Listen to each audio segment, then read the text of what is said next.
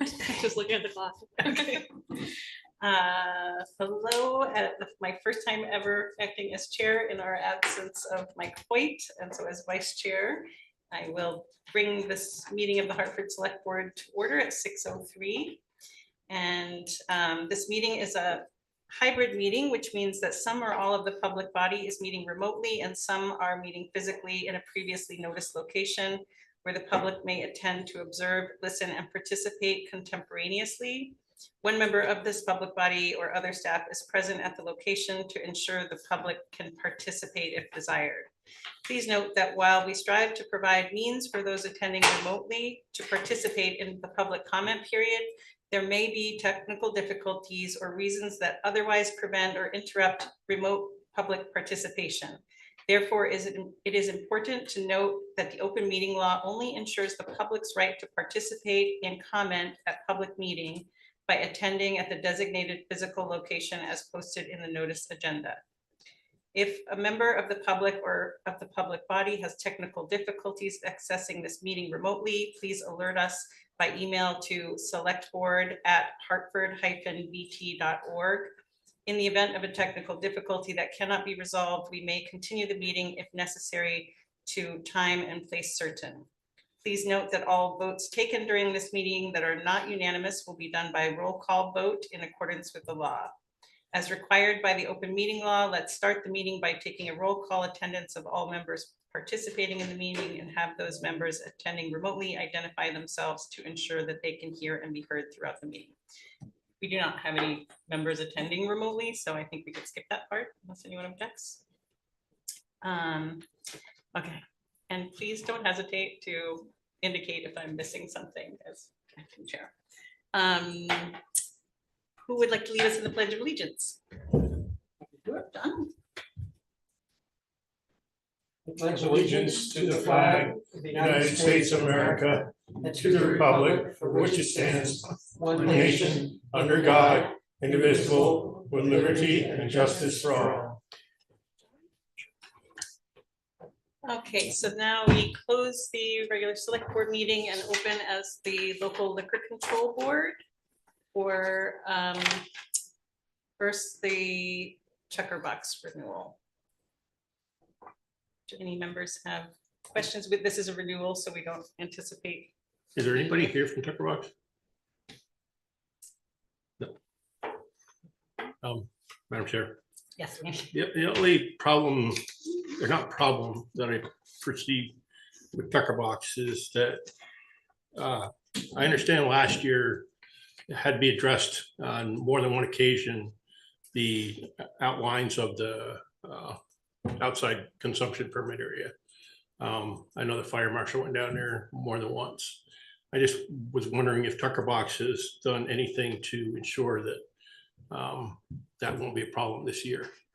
That was my concern with them, because we shouldn't have to be visiting them when we have these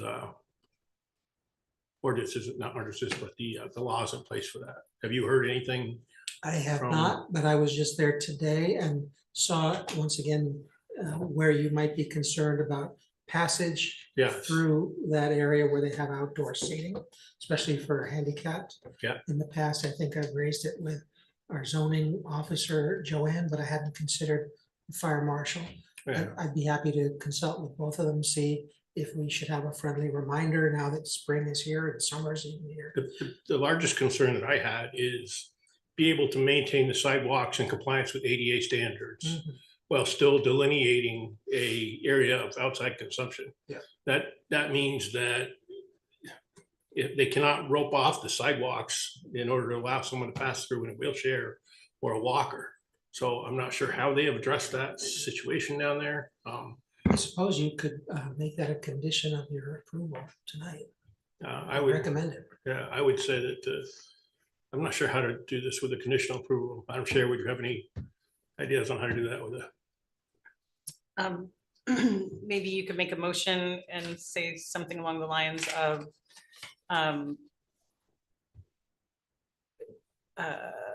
provided the applicant adheres to all ADA requirements for. That's fine. I'll do it. All right, I'll be happy to do that. All right, so I'll be happy to make a motion. Ready? Yeah, I make a motion that we approve the first class, third class outside consumption for Vural Oktay Incorporated doing business as Tuckerbox, 1 South Main Street, Water River Junction, Vermont, 05001, with a conditional, the conditions being that they maintain ADA compliance for pedestrians or other individuals on the sidewalks. And that would be limited to the outside consumption. Limited to outside consumption. Yes, that's. Okay, we have a motion from Lanny. Is there a second? Second. Second from Sue. Any more discussion? Mary? I just have a quick question on that motion. Does that mean that the fire marshal who has okayed everything hasn't okayed the ADA? I mean, I know. Well, that changes day to day, because each day they conduct business and move tables and things of that nature. So I presume that the fire marshal has not seen it in a violative condition. So all you're doing is saying that the permit is approved, conditioned on your continued respect for maintaining an ADA corridor and the outside consumption. We can certainly alert the fire marshal and zoning to that condition, because they may have some enforcement there. Vermont fire safety standards don't have anything to do with ADA compliance. So there's a difference in the actual range of what the fire marshal's abilities are versus ADA compliance on an issue. So, I mean, if they meet the fire standards, NFPA fire standards, that's fine. They can do that while still not complying with ADA standards. I routinely, not routinely, but occasionally, like, we'll just go in and talk to the host and say, can you scooch the fences back so that make sure a wheelchair can get through there if need be, and they're always very receptive. So I'll continue to do that for what it's worth if need be. But maybe with enough notice that all the staff will get the message that needs to. As long as they understand the conditions. Sue? Yeah, it would be nice if you didn't have to do that. No, for sure. So let's go forward with this. But thanks for doing it when you did. My pleasure. All right, so we have a first from Lanny and a motion from Lanny and a second from Sue. Any more discussion? All those in favor say aye. Aye. Aye. All right, 6 in favor, 0 opposed. And then we have a new license for Red Can coming to South Main Street. Jason, do you want to step up to the microphone and tell us a little bit about your plans and your application? Hello, all. I'm Jason Merrill, and this is my wife Leslie. We're owners of Red Can.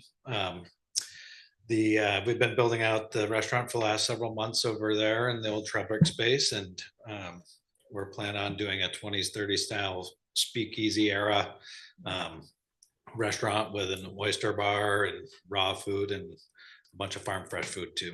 So we're applying today for our first and third inside license, and then the outside consumption permit will fill out when we're ready. We're not quite ready there. So that's what we're going to do over there in the old Trebek space. Any questions for Mr. Merrill? I think it's a great use of the space. Me too. Yeah. Agreed. Yeah, it's very exciting. Sounds delicious. Thank you. Yeah, very excited. I'll make a can I ask- motion if. Oh, can I ask one more question? Sure. I just was curious what the, in terms of the outside consumption, you said when you're ready, do you just mean like in terms of preparing the space, you do plan to have seating outside? We'd like to have seating outside eventually. One, we're not staffed for it. Two, the patio furniture is still 3 weeks out. And 3, we're not operationally ready yet. And we don't want to bite off more than we can chew yet right now. We'd love to get the inside up and going and making sure it's nice and smooth before we add in the outdoor space at all. And we know that it'll take us a little while to get that through. So, and we're completely fine with it until we feel ready. And then we'll go through the proper process of applying. I already have my map and the table layout and the parameters, but it's just more of us kind of waiting until we're And do you have a target date for opening the inside or? as soon as possible. Okay. Yeah, Sorry. yesterday would have been great. So, but we didn't want to, we have our food permit license and we can serve food legally. We just didn't want to open without a liquor license. It's kind of Yeah. no fun to have oysters and not champagne. So, When you say yesterday, are you gonna be open on Mondays? our hours of operation currently are going to be Tuesday through Saturday. So that's what we're doing. We're going to do we're thinking about doing a oyster hour from 4 to 5 every day. So. Do we have a motion yet? Mary, go ahead. No, we have an order. I'd be happy to make a motion unless, Mary. is there, okay, Mary? I move that the select board approve the new license for Jason Merrill doing business as Red Can, 129 South Main Street, Suite 100, White River Junction, Vermont, 05001 for a first class and third class. Second it. Second, first, motion by Mary, second by Lanny. All those in favor say aye. Aye. All right, 6 in favor, 0 opposed. Thanks, you guys. Thank you Good so luck. much. Yes, congratulations. Good luck. Appreciate it. Bye-bye. Bye, good luck. Okay, so then we will close the local liquor control board and we have no cannabis control applications in front of us, so we will reopen the select board meeting at 6:14. And at the order of agenda, is there anyone I that, just wanted to point out that there is a brief amendment to the proposed FY '25 fee schedule. I've emailed it earlier to you and it's on your desk. And that's the only change to the items on the agenda that I know of. so when we, if the board moves to adopt the fee schedule, should we say as amended? or Yes, something? please. Okay. Um, Well, Madam Chair, Yes, are you monitoring Zoom as well as running meeting? Do you want me to monitor Zoom? you're welcome to if you want. That would be I'll do great. Zoom so you can do the meeting. Thank you. okay? If you could take note, Lanny, of participants on Zoom, that might help us for the minutes. I will certainly do That'd be that. great. So Ben, are you a panelist already? I'm just barely getting there, so Okay. I will be in a minute. That way you can concentrate on running the meeting and I will. Thank you. Okay, can somebody move me over to panelist on Zoom, please? Nick, did you get that? Okay.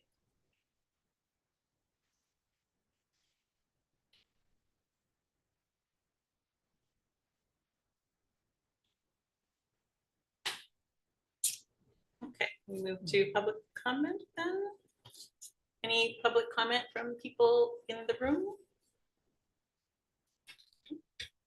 And if there are any members of the public on Zoom that would like to make a motion, please raise your hand.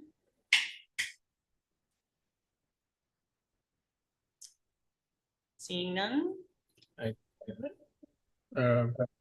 Just been to say, I don't see anybody. Yeah, why is that? there you go. Okay, I don't see anybody, sorry. Okay, No, there's nobody with hands up. My apologies. no worries. Okay, and then select board comments. Brandon, you want to start? No comment today. Mary, None for me. Ida, No comment. Sue, Lanny? Yeah, it was nice to see the Hartford Alumni Day Parade happen. I did not participate in it, but I was standing along the sidelines watching the people come down by. Very small, limited number of participants. It was like a 15-minute, but it was good to see the number of people that did show up for the floats. And I think class of 79 won for best float, if I'm not mistaken. But anyways, the theme was Mardi Gras, and everybody that turned out did a really good job on getting their stuff together. So it was enjoyable to be able to see people come out for that community event. It's unfortunate that we could not have Juneteenth or the Hartford Block Party due to the weather, but we will have that sometime in the future. So. Thank you. And no select board comment from me.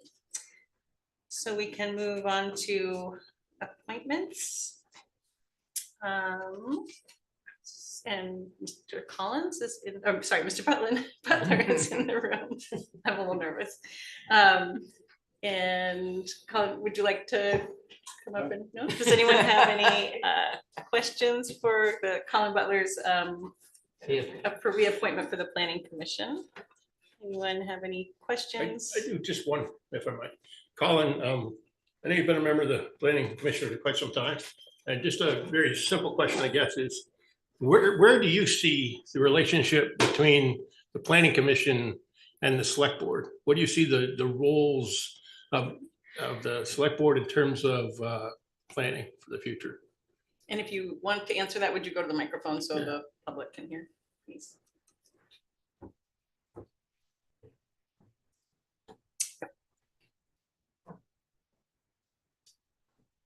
So your question is, what's the role of the What do you select see the board? role of the Select Board, or what would you like from the Select Board in terms of helping with the Planning Commission for the future for the town? Speaking only for myself, I would like to encourage you when it's budget time to think about the staffing of planning and development, and be certain that you've got all the people that you need to work in that area, not just in supporting the Planning Commission, but all the other initiatives that are the responsibility of that department. Other than that, I think we've got a pretty good working relationship with the Planning and Development Department. We don't have a lot of interaction directly with the Select Board. We do from time to time when there are updates to the town plan, and there are a couple of those in the works now. So I think you'll be hearing about those at some point. But other than that, I've got no suggestions for anything that needs to be done differently. If I may, one of the main goals when we visited the whole liaison aspect this last time around was to be able to get better understanding of between boards and commissions and the Select Board in terms of not being in silos. When I say that, I mean Planning Commission, I mean the Select Board is the ultimate authority for the town, and the Select Board has a goal or a vision that we would like to see for the future of the town of Hartford, and all the other boards and commissions come into play in terms of implementing that. And that's where I think that there's a not a disconnect per se, but it's important for all the other governing bodies within the town to realize that the Select Board's trying to lead us towards the future. And it'd be interesting to see more participation, I guess, from the Planning Commission in terms of adopting that vision or getting on board. I don't know. I'm not sure if I'm putting it across correctly, but I mean, that's the whole idea behind the commission's liaisons, is to be able to understand the direction the town's headed that you can take back to the planning board. And in addition, I'll point out that we just dedicated ourselves to having periodic updates from boards and commissions. So for example, tonight, I think we'll hear from Parks and Rec about what they've been doing. On the funding point, I'll just point out that this coming budget year, which starts in just a few days, does have funding for an additional position in planning and development. So we're excited to see them get ready to recruit for that position. Thank you, Colin. These aren't meant to be trick questions at all. I just No, and I don't mean to put you on the spot. So one further comment, it's that I think the liaison role that you all play with the various boards and commissions is very important. And I think in the case of the Planning Commission, I think we do get noticed by Kim, who attends our meetings pretty religiously. And I hear when I'm watching a select board meeting, she is relating to you what's going on at the Planning Commission. So I think in the case of our commission, that's working pretty well. And the only other comment I'd make is that the Planning Commission is a little bit different than some of the other boards and commissions in town, in that it's created by Vermont statute. And so we've got to statutory responsibility for what we do. And we really don't have, as far as I know, we don't have any other role than to be responsive to what our statutory responsibilities are. So if you're looking for the planning commission to play a larger role than what's statutorily called for, that's something I guess we would have to figure out how to respond to. Not opposed to that. I don't know if that's allowed, No, I frankly. understand. So, Thank you. I don't know. Thank you. Thanks. I mean, I would just add, first of all, I see Colin in planning commission meetings all the time and have tremendous respect for his professionalism and what he brings to the commission. So I'm super happy to support it. And I would say that it's been kind of explicit that I think it is, for the most part, one way as my liaison with the planning commission, I report to the board. I'm not necessarily giving the planning commission guidance, although I've reached out to them on some occasions. But the one place where I do participate a little bit, which is great, is during the town plan steering committee group. So I'm sort of a de facto member of that committee. So right now they're doing the housing chapter update and the economic development chapter update of the town plan. And so that is one where the liaison is expected to be sort of actively participating, although I do not vote on anything, but I'm just involved in the discussion. So I don't know if that addresses here, but happy to accept a Yeah, motion. I will. I'll make a motion that we reappoint Colin Butler to the Planning Commission for a 3-year term, beginning June 25th, 2024, and ending June 24th, 2027. I'll second the motion. Okay, motion by Lanny, second by Mary. Any discussion? All those in favor say aye. Aye. Six in favor, 0 opposed. Thanks, Colin. And then we also have a reappointment to consider for Tobias Dayman on the Planning Commission. Any discussion on that? I don't think Toby is here. How many 3-year terms are they? Staggered terms on the Planning Commission? I believe so. I believe those are generally 3-year terms. So how many, so everyone serves a 3-year term on Planning Commission? That's my understanding, yes. Colin's nodding. Okay. And I do not see Toby Dayman online, so. No, it's not. Any discussion or motion? I'll make a motion. Right. I move that the select board reappoint Tobias Dayman to the planning commission for a 3-year term beginning June 25th, 2024 and ending June 24th, 2027. Do we have a second? I'll second. Second by Brandon, and just for discussion, also, I will add, Toby Dayman is also incredibly insightful and really, I think, an asset to the planning commission with extensive landscape architect experience. So just not to just to plug that in. Okay, any other discussion? Not all those in favor say aye. Aye. Right, 6 in favor, 0 opposed. Do I need to read the actual motions again? No, I don't. Do I? Okay. Thank you. And then we will go to town manager's report. Thank you, Madam Vice Chair. Just a couple of highlights. I would like to point out that the town manager, the HR director, Parks and Rec director, Will Casella and Dylan Waltz from the IT department have participated in 7 interviews of candidates for the new communications and media specialist position. Hopefully we'll be able to get those narrowed down. Today was the last interview. We'll hopefully get to narrow that down soon and make an announcement in the days or weeks to come. Interviews will soon begin with regard to the community nurse position, of course, with a different interview team. Application deadline for that was June 22nd. We'll point out that town offices will be closed Thursday, July 4th in observance of Independence Day, America's 248th birthday, I believe. And finally, a reminder, as I've mentioned before, 1 or more special meetings may need to take place in early July to approve time-sensitive fiscal year-end accounts payable matters, and 2, to set the FY25 tax rates. So stay tuned. Any questions for the town manager?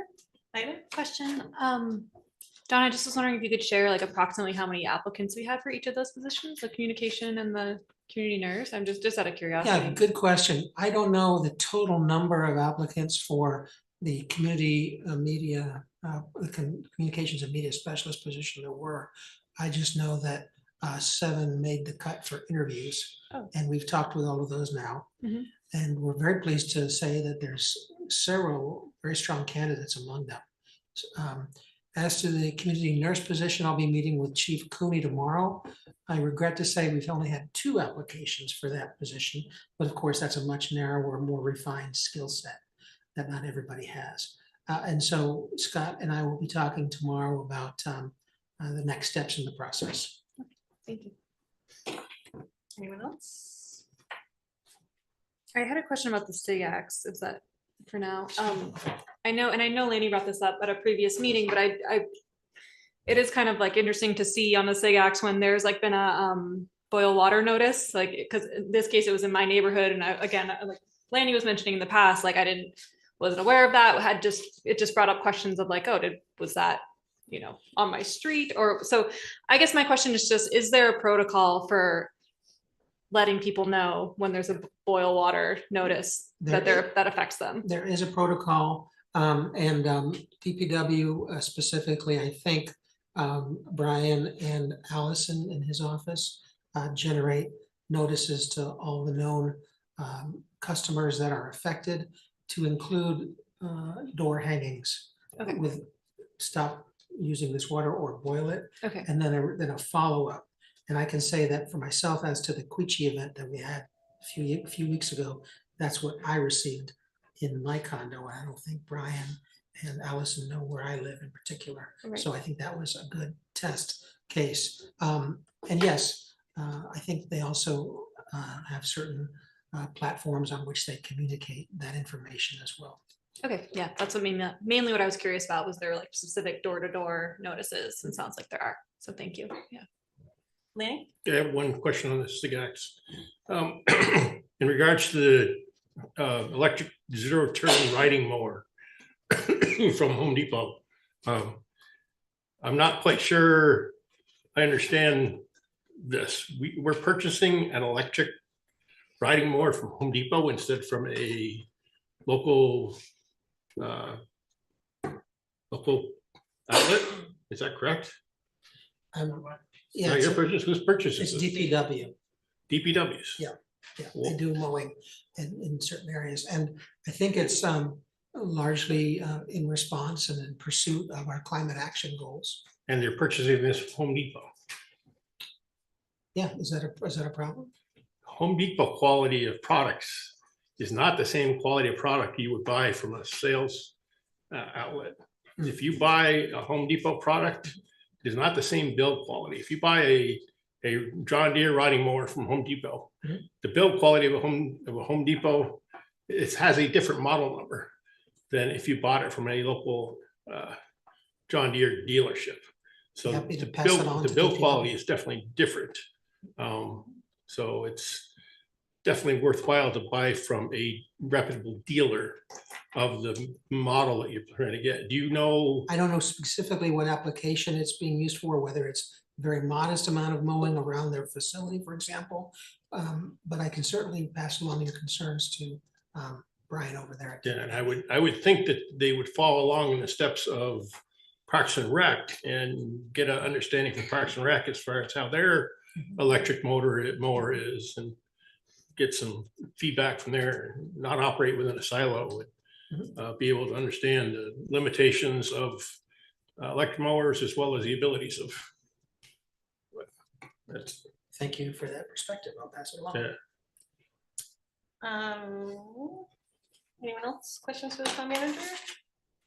We'll just say in response to Ida, the boil water alert. I know I get text notifications. I'm not sure how I signed up for them. I've been getting them like including boil water notices as well as like Juneteenth being canceled. So I was just checking the homepage of the town website to see if there's a place for notifications. But in any case, what would be nice is if we were to promote that that's an option, be great. Yes, Sue? I might have gotten text, but I never remember to look at my text, but I did get email on that and we're not anywhere within it. So it is interesting because I don't remember signing up for them either. I Yeah, think it's a good thing Yeah. to put out to everybody if possible. Mhm. maybe we could, Get some kind of a write-up, a summary of their protocol. that would be great, and then spread it far and wide. Planning? My bigger concern was not so much the notification, but the fact that select board members getting blindsided sometimes by residents that call us and say, hey, why we got a boil water notice? What's wrong with my water? And, when I have been blindsided by that in the past, and it's very difficult to see for me as a leader of the town to say, I had no idea what was going on with water. And so that's what I find difficult. So if there's something of that notice that would be, I think it would be advisable to send it out to, select board. Very good. Nobody likes being blindsided by a Right. citizen saying, hey, what's going on with this stuff? Yeah. And you're not knowing. That's the only suggestion I had with that, so. Okay, anyone else? Comments, questions? We move on to board reports, motions, and ordinances. First one is item A, consider light pole banner application. Yes, I'm pleased to report that we have our first application under the town's policy for entertaining and hosting banners to be flown by organizations in town. And that is from the Hometown Heroes group. And they've identified that they'd like to have 12 banners hung in White River Junction between September 1st and October 30th of this year. They have filled out the application as required by the policy, and they've submitted it. I've attested to the fact that I've received it, and all that's before the board is to whether to approve or deny, or to approve with modifications. Those are the options available to it, but it's really in the board's hands now. I'll start planning and then Sue. So do you have is there a copy of the banner policy up on the website yet? Yes, There is? Okay. and it's attached to the application. It is, okay, to this, okay, thank you very much. I'm just ready to make a motion whenever we're there. Okay, I do have a comment. Anyone else have a comment or question prior to? Oh, by the way, I'll point out, Ken, that we obviously think it would be even better for the town, for itself, for its own purposes, to develop a map with all the light poles in town. And I'm pleased to say that Two Rivers Planning Commission, in just a single day, generated a wonderful townwide map depicting every municipal pole that there is. And so we're going to be talking with them about refining the map and making it available so that future applicants can more specifically point out where they'd like their banners. That's So that's a excellent. step forward too. Did you get that in a PDF format and print it out? Or- I got it from an electronic form and in this regular PDF form, and that was from the Two Rivers folks. I'd be happy to circulate it to all the members of the Please, board. that would really be nice to have that. Just this afternoon, right? Yeah, just Yeah. afternoon. Yeah. Just- The ink nice is to- barely dry. Yeah, it'd be good to have that. Thank you. I just wanted to reiterate the three unconsequential requests that I had made to the committee, or to you, Dennis, and you said you would share them with the committee, in which I will not impact my vote. I just want to reiterate them, and those were that the committee consider blue or green borders rather than the red, white, and blue, and that the phrasing be Hartford Heroes instead of Hometown Heroes, and that the group really just scan applicants, or I don't know what the correct terminology is for, but the person on the banner, the veteran on the banner, or the first responder on the banner, that they're screened for not being part of any extremist groups. And I will say, I mention that because in Bennington that did this, approve the banners in their town, their select board actually has to approve the specific people that go on the banners for that reason. That was a concern that they had. They didn't want to end up in a scandal and have someone on a banner that was part of a far right extremist group or something like that. So they are taking control and they're the ones that decide who goes on the banner. I'm not asking for that, but I'm just saying I would find it really, I would appreciate it if the committee would consider those things. Can I address that first?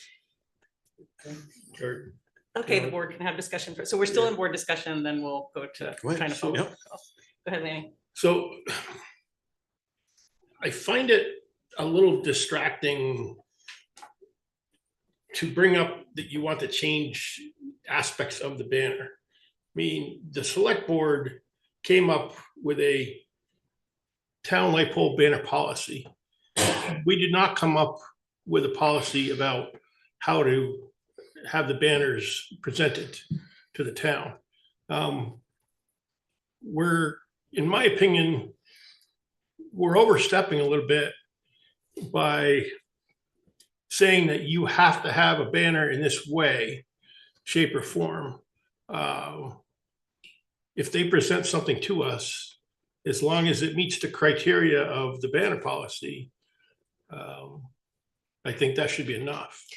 And I'm not requiring anything. I'm just expressing a preference and the committee can take it or leave it. I mean, and also I think the application is supposed to include a sketch of the banner, but we saw physically what the Yeah. committee brought forth before, so we didn't insist on that. It's not a requirement or a demand or an insistence. It was just an expression of individual members' thoughts, and they can take it or leave it. Anyone else on the board before we go to public? Sue? It's interesting you raised about far right extremists. I don't want any far left extremists No, either. I same. don't want any extremists at all, Agreed. if we're gonna go there. Yeah. So I just wanted to clarify. Fair enough. Mr. Brown? Thank you, select board members. Dennis Brown of White River Junction, Hartford here.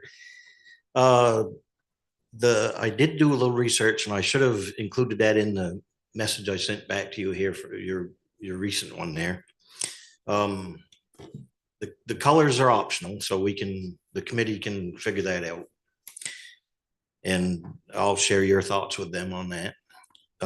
We can have Hartford heroes versus hometown heroes. So that was a really good suggestion because I like that better than the hometown thing also. And it's going to be my hopes to not have an extremist of any kind on there. So, I mean, I guess that is possible. That could happen, but I'm thinking that people with honorable discharges and good citizenship and whatnot will make the grade to be on these banners. Can I answer any other questions, comments? Anyone have questions for Mr. Brown? Is there a recommended motion on this? That's in the Yeah. packet? No, I would just like to make a comment Go ahead. to both of you that I am really grateful to both of you for persevering through the storms that got us to tonight. So thanks for doing that. Thank you. So I guess I'd like to make a motion that we approve the Hometown Heroes banners, placement of 12 banners within the town of Hartford on the light poles of the town of Hartford. in the village of White River Junction. That's what they Within the specified, village. yes. White River Junction, okay. Is there a second? Sue, second? Okay, we have motion from Lanny, second from Sue. Any further discussion? Mary? Dennis, I hope there's not a lot of fallout or spin. The reason that I turned down the light pole policy, and I'll vote no today, has nothing to do with your committee. I have been concerned from the very beginning about any kind of legal fallout that the town manager has talked with VLCT and VLCT has not gotten back to us yet. And my concern is that we're putting the cart before the horse. So that's you know, I just wanted to let you know that that's the reason that I would vote no. Anybody would come forward until we find out, you know, what kind of issues might come up. I have concerns over. Sue? I have concerns that we would turn down your application after we have issued a policy and what you proposed is in alignment with the policy. So I really hope we're able to bring this to the finish line tonight. Lanny? Yeah. It's troubling to me, all of the discussion and all of the work and the time that's gone into this whole banner light bulb policy. And now to have it said that we have someone out in support of it, it's troubling to me because we can be sued for anything at any time by anyone. And sometimes we just have to move forward and accept the fact that what we're doing is right. And this is the time. So. Okay, any further discussion, Brandon? I'd just like to kind of explain that my no vote tonight is also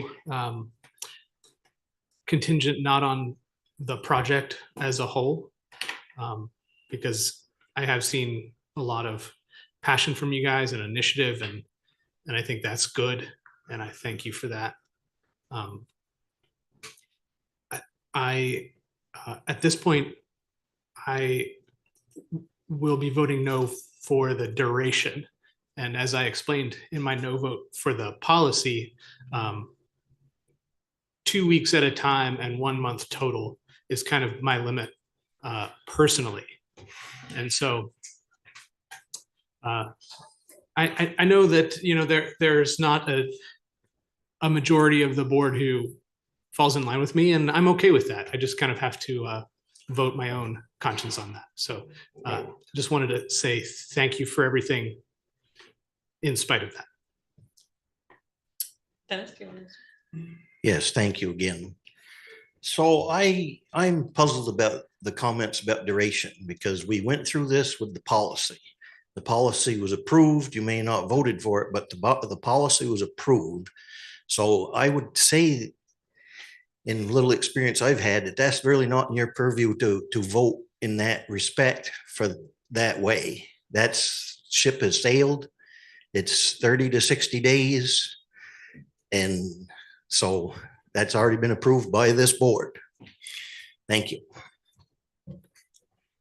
Madam Chair. I'm sorry. Yeah, Mary Go Kay ahead. Brown. What? Go ahead. Sorry. Town of Hartford. I totally agree. It's just like the planning, zoning, all those commissions. There's a set of rules that if you want to build something, you have to check all the boxes. And then it gets approved by those commissions or denied based on whether you checked all the boxes or not. It doesn't get approved or denied based on the fact that, well, I'm on the board, but I don't want that in my neighborhood. Sorry, that's just how I feel. I know you'll understand. That's not how it works. There's a policy, there's criteria, and I think check, check, check, check, check, check. So you can't vote no now because you don't like it. It's your policy. And this group meets the criteria. Thanks. I wholeheartedly agree with what Mrs. Brown stated. I mean, it's for Brandon, no offense, but for you to take a stance against it because of time frame. This is where I was trying to explain before, is that we need to have further vision than just the Hometown Heroes banners, because if you're having difficulty with the time frame on this, someone could put up something that you're wholeheartedly in support of, which is anti-war, and you could have someone say, no, we can't have it up there. So you just need to think that this policy for the whole banner policy, not banner policy, but the light pole policy, is applying for everything now and everything in the future. So broaden your thoughts a little bit on that, because you're basically shooting yourself in the foot down the road. Mrs. Brown and Mr. Brown have very articulately spelled out that the policy is in place, policy passed the board. So we have to vote on the requirements of the policy. This Hometown Heroes banners meets every guideline of the light pole banner policy, and there's no reason to deny it because it does that. Okay, we have a motion and a second on the table. Any further discussion before we vote? Do a roll call. Annie? Aye. Sue? Aye. Ida? Aye. Mary? Nay. Brandon? Nay. And I will vote aye. So motion passes 4-2. Congratulations. Yes, And congratulations. We'll be looking forward to working with the town to implement that. And Scott Hauser is right back I there. know he is. Thank you for persevering. And he's up next, so. Thank you, folks. Yes. Ouch, do I need to go to you first, John, or go right to? You where's the can committees? invite the commission members. Commission, yeah, so basically, we would love to hear. We from- appreciate you coming in, talking to us about what you've been up to. Sounds good. And before I begin, I just don't do a lot of public speaking, so I ask you to bear with me. Could you state your name and? Absolutely. It's all Okay. in my speech. I just didn't want you to get too far in. So my name is David Crocco, and I am the chairperson of the Parks and Rec Commission. I've been on the commission for 6 years, and this is my second term as the chairperson. This is Allison Childs. She is the vice chair. Other members on the board that aren't currently with us are Tom McCleary, who's the secretary, Brett Mayfield, Joseph Denny, and Nikki Boyle. And our liaison is Susan Buckholz. Additionally, we also currently have one opening for the board, or the commission, if you know anybody. So the commission's responsibilities are to consult with and advise the director of the Park and Recreation Department, Scott Hauser, on matters affecting recreation programs, park and facility projects, and policies and finances. We also assist in developing long-range community planning for recreation and park needs of the community.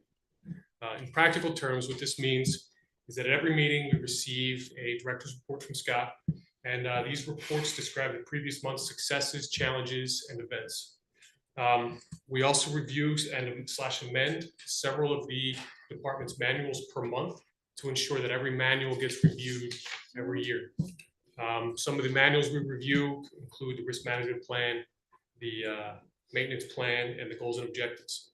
The review of these documents is also required for the department's accreditation with the accreditation of Parks and Recreation, with the Commission accreditation of Parks and Recreation agencies.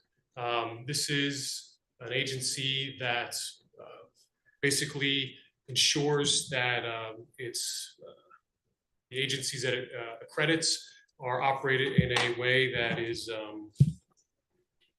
that ensures the quality of operations in the management and services to the community. And I think it's really cool that the Parks Rec Commission of Hartford, Parks Recreation Department of Hartford has this accreditation, and it's the only one in Vermont to have it. The commission also reviews the programming guide seasonally to ensure the department is offering appropriate activities and events for the entire community. Yearly, we tour the facilities, and we also release an annual report which sums up the events for the year. This is also required for the accreditation. Further, we address and support some of the one-off issues that crop up throughout the year. For instance, we lent our support to the organization that wanted to amend the ordinances in the parks to add vaping and recreational marijuana to the prohibitions. And we also got behind the department for its comments to FERC as it relates to the Wilder Dam. And then finally, the big project we are working on as it relates to future development is we're developing a survey to be released to the community to determine if the community would like an indoor recreation center. We hope to have that survey done by the fall. So at this time, are there any questions? So impressive. You're a good public speaker. Yeah, seriously, like, I mean, anyway, any board members have any questions or comments for David and Mary? I just want to say, as I told them personally through Scott, that you guys are great. And you really work well, you work hard, and I'm very supportive of all you do. Thank you for that. It was great to have you as our liaison. Sue? As I say to Scott every time I see him, we are so thankful for the summer program where you exhaust my grandchildren so that my son can get some sleep at night. He was just telling me again today. So that is the best program. They have such a great time. Absolutely. And I would just like to add that this little presentation, 5 minutes alone was worth, like, this inviting commissions and committees in to just share what they're up to with the board is really valuable. So I'm just like, I'm really glad that we established this, and come back anytime, but if not, we'll hear what you're up to next year too. Sounds good. Can I ask a question? Go ahead. Yeah, I guess I'm a curious person, but you mentioned, the survey about an indoor facility. I'm just curious about like where the origin of that idea came from and what the need is specifically from your point of view. Is it like indoor soccer? So before my time, one of the commission's goals was to determine if the community was interested in an indoor rec center. And so I took that project on, and we did a soft survey about a year ago that included all of the recreation activities, indoor and outdoor. And we threw in some kind of test indoor rec center questions, and they came back very strongly. Our interpretation of it is there is a very strong interest in the community for an indoor rec center, but because it's such a broad survey, we felt that a follow-up targeted survey would be appropriate. And if the survey comes back that there's no interest, so be it. If it comes back that there is interest, we'll discuss with Scott what the next steps are. And this would be about, because I remember we had the opportunity to have a tour of the hockey rink facility, and I feel like I recall that is also used in summer as an indoor rec space, but it's not sufficient, or what? So Scott will correct me if I'm wrong, but it is not insulated enough to really provide consistent use. Okay. Yeah. And so it may, and I'm putting the cart before the horse a little bit, but one of the survey questions is going to deal with maybe we insulate it, maybe we make it appropriate for year-round service. But that's, again, that we need to find out what the community wants before we can do anything like that. Great. Yeah, well, definitely appreciate the effort to get that broader input. It sounds like a good plan.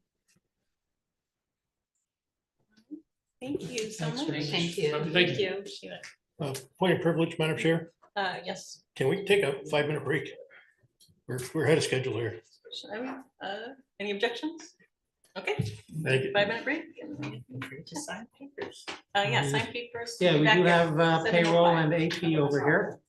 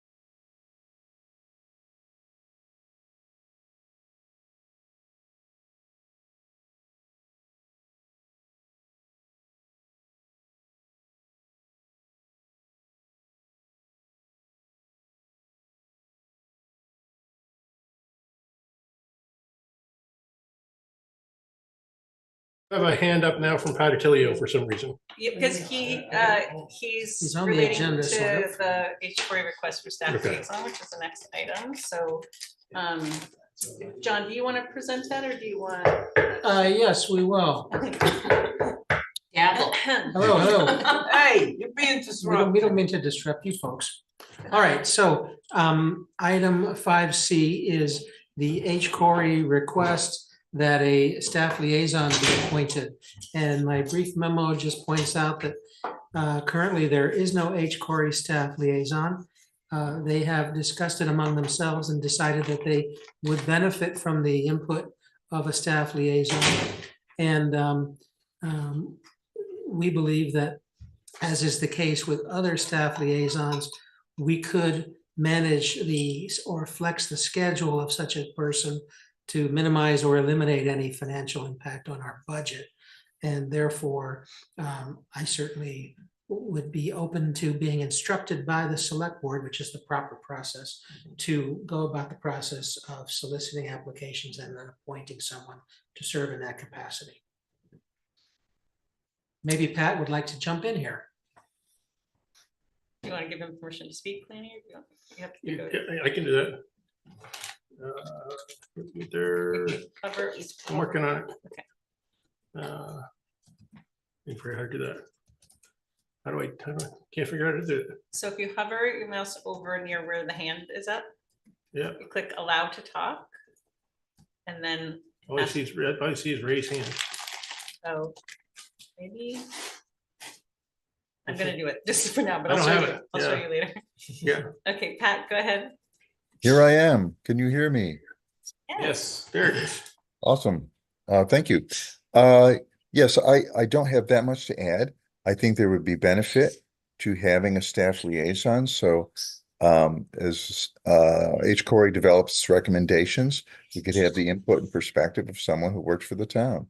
And I know there are other staff liaisons for other communities, and we'd like to follow the same model there. So that's pretty much the gist of it.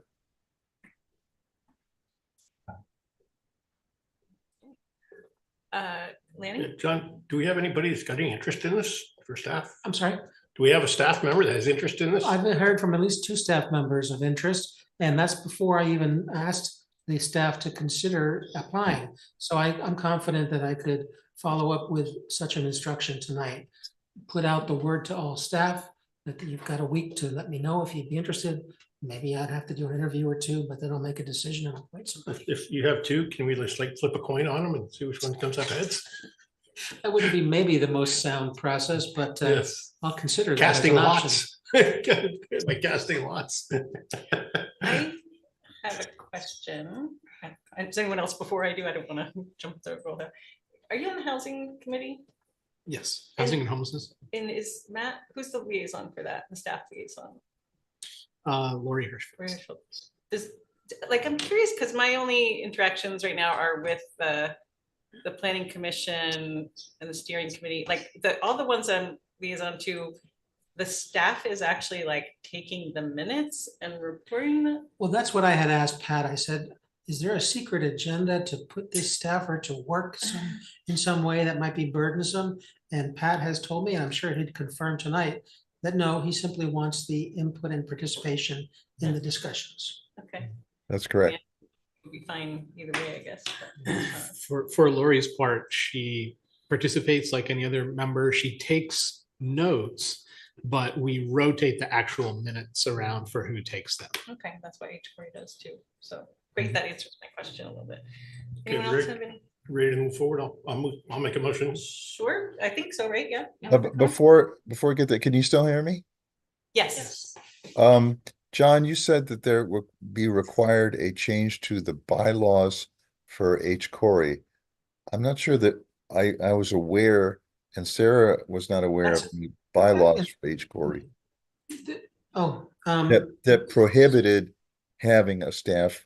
Oh, this is another topic. Never mind. that's a different topic. We're conflating. Different topic. Sorry. Yeah. And HCOREI does not have bylaws. They have a charge, and their charge Right. does not have to be. Okay, I got you. Anyway, so not applicable. Okay, I'll take a motion. Yes, Madam Chair, I move the town manager appoint a staff member to serve as non-voting staff liaison to HCOREI. Okay, is there a second? Second. Second by Sue. And any other discussion? All those in favor say aye. Aye. Aye. Okay, 6 in favor. 6 in favor, 0 opposed. Right, thank you. Thank you, Thank you. Kat. And then. Out of the meeting yet? Oh, I'm gonna mute you. I'm gonna mute Yeah, you. let's go. I'm not allowed to do it. Oh, there we go. I just muted it. No, I just did. Oh, you did? Okay, I tried I'll go over it with you after.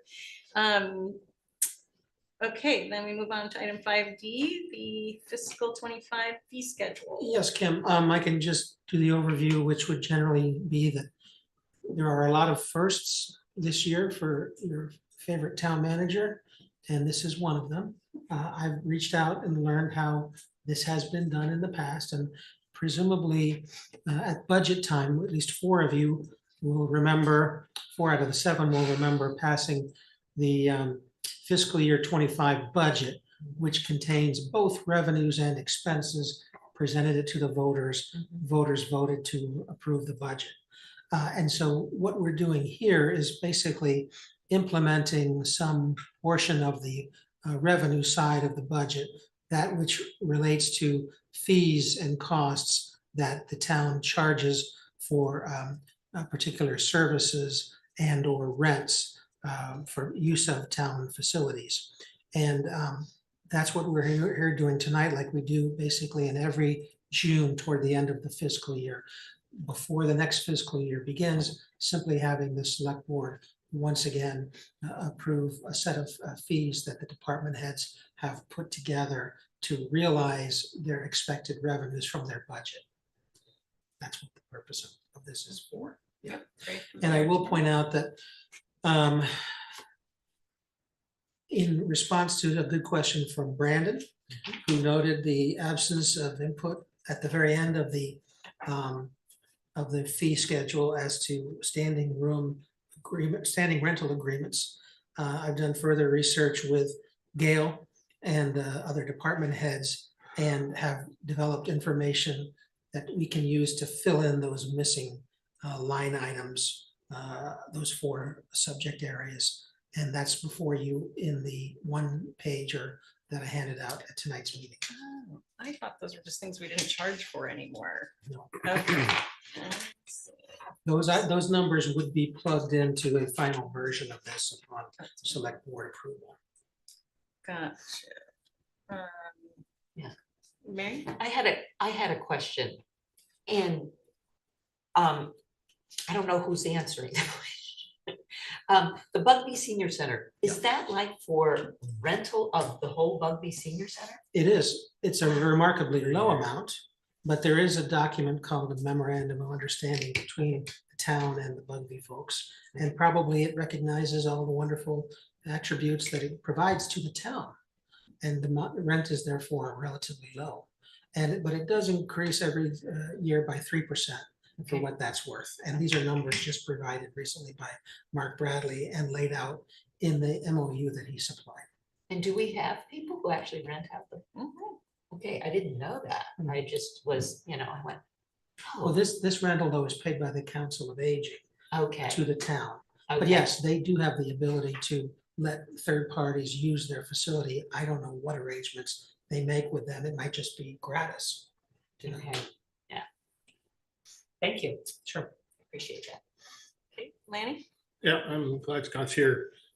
So my apologies, I didn't get to this before this. The pool, party rental space, I'm not sure I quite understand what party rental space is. I mean, do you have individual blocked out area up there that you can have for parties? So our party rental space, we have some green lawn area. We also have these barricades. They're 8 foot by 4 feet. And what we do is we just manually put them in place around some of the picnic tables, and we call that the party area. So if somebody wants to bring in a group to have a birthday party, then we would give them that space, those picnic tables for a 2-hour block. They would congregate, have cake, ice cream, open their presents, swim a little bit, hopefully before they have cake and ice cream. And we'll charge them for that space. And then we'll take care of the rubbish and, that type of stuff. So a question about the charge, $125. Yep. Based on 20 individuals. Right. Well, 20 individuals at $3 a head for daily pass is only $60. So. Yeah. I'm just curious of why we're going a 125. lot of people are asking for a space that they can go to. This is an area that would be cordoned off for them. We would have a staff member that would be assigned to them to assist them with anything that they might need during that 2-hour block. So it covers that, and then also allows us an opportunity to, create that space specifically for them. So.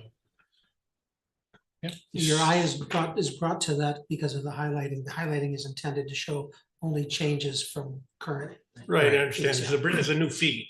Yeah. Yeah, so I'm just curious about the cost of $125. It just. We've got 2 of them booked already, and we just opened the pool. Really? So it's an opportunity for us to generate some revenue, which Okay. is a requirement. Not a requirement. You guys can decide to have it free if you want. But we felt it was an opportunity for us to take advantage of creating a space. People have been asking for a space to go, to have for parties that allows us to cordon it off, so it's not mixing in with the general public. And there was no issue about the fee. People were happy to. pay that. Well, we've had 2 groups already do it. We're not sure how well it's going to be taken. We've had people inquire about it, so that's why we put the package. Have you got feedback from the people that used it about? I don't think we've had a party yet, Okay. but there's 2 on the books, I know, All right, for sure. Yeah, go for it. We can always lower it. Mary, It's too much. So, are you done, Lenny? yeah, thank you. And is this before or after the pool's closed? It's during pool operation. Okay, So, okay, yep. so there's lifeguards on duty too. Oh, yeah. Even for those extra Oh, yeah. people, yeah. Yeah. This is really low. I lifeguarded many years ago and in Omaha, Nebraska, and they were charging that out 50 years ago. So this is amazing amount for little parties and things like that. Yeah, I don't argue that you need a lifeguard, but I mean, lifeguard covers the entire pool, not for this party. The question I have, one other question I guess I have is, what's they're gonna differentiate people coming in and out saying, I'm here for the party kind of thing? How are you gonna do that? So they make a reservation, all right? So we'll assign a staff member to the family or whatever group it might be. They check in with us and we set up the area for the group. And if it's 20 people or 10 people, depending on how they book the space, then we basically monitor it. We take them over to the space and read them the ground rules. I actually even think, we're going to be setting up some lawn games and that type of thing that we have at the pool that'll be specific for that area, like lawn darts and I think cornhole and some other things that we have for deck type of games, and we'll set those up for them as well. So My apologies, as I haven't had the chance to come up to the pool yet. I want to do that. But do you have something that somebody, like a wristband or something that somebody can enter and go out to? they enter toilet through or the something, control. or- They enter through the control area, so everybody checks in. So if the party group comes, they'll check in at the control area, and we'll wait till everybody's here. Once you're in the pool, though, are you allowed to go out to your car and come back and forth? Or is that not? So you can. It's not really a big problem for us right now, but it's frowned upon for people coming and going on a regular basis, but we don't tend to have that issue. So Yeah, I'm sure you got all and that if we control. do, yeah. So, okay, So, like I said, tomorrow night between 5 and 7 is our splash bash that we're having at the pool. It's a free event for the entire community to come. So I encourage you to come up and mingle with some swimmers. make them on, bring my trunks. Okay, do that. Yeah.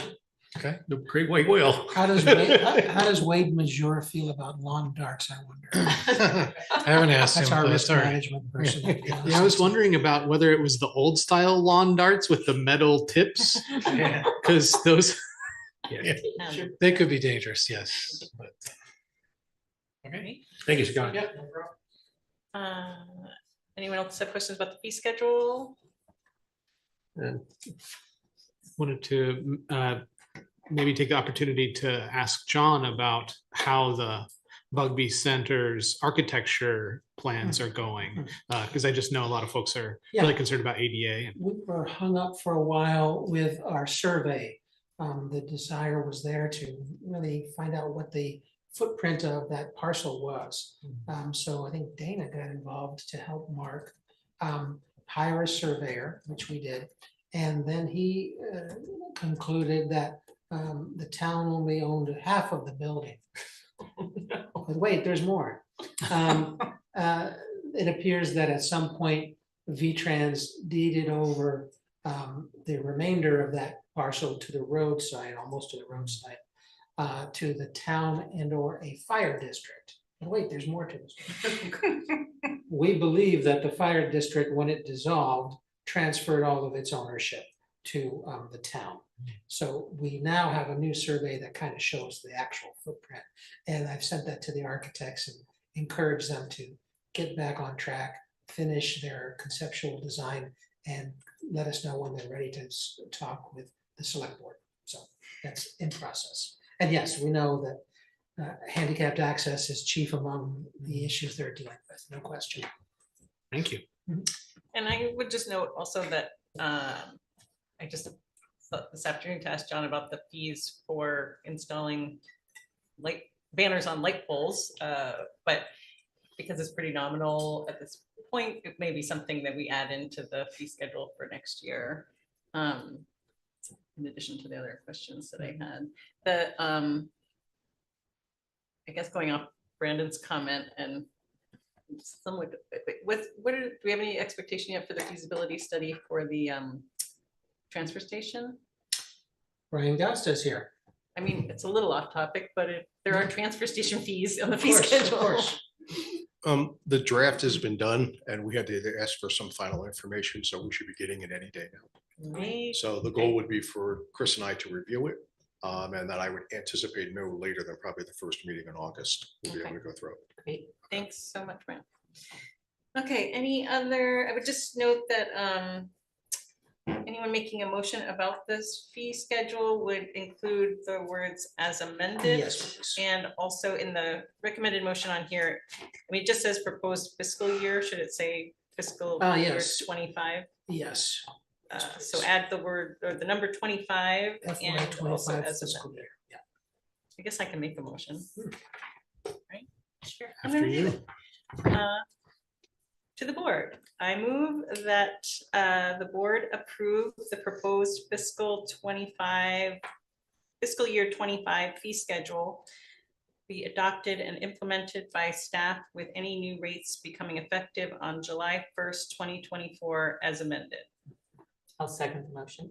Thank you. Does And- Robert's Rule of Order allow a chair to? Make Our a code of motion? conduct does. I reviewed them this afternoon when I found out Mike wasn't coming. Where, I mean, I'll gladly make the motion if you can't, but under Robert's Rules of Order, does that allow that? That's not a We're not governing using Robert's document. rules of It's the order. policy. We don't have others. I have a problem with it. I just want to make sure it's gonna not be an issue down the road, so. I read it this afternoon. Maybe so from an abundance of caution, you might want to defer to Lanny to remove all doubt. there's no doubt. Okay. I mean, Yeah. let me find it. That's right here in front of me. It's good for us to learn. Motions made by members of the body, second maker motion. Members must limit their motion. And John, just to confirm, Robert's Rules is no longer a governing document for our board. Right, you're gonna Right. look to your own policies and procedures. yeah. Right.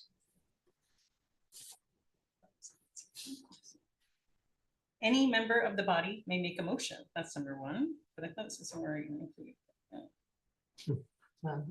Yeah, any member of the body may make a motion. That's number 70, the first one in motions and voting. But there's another one that says even the chair or vice chair. So, yeah. Just different. Any more discussion? I know. Okay, all those in favor say aye. Aye. Aye. Any opposed? Okay, that's Let a me thank six. Lana, let me thank Gail, let me thank all the department heads for their input on the fee schedule. Yes, Indeed. definitely.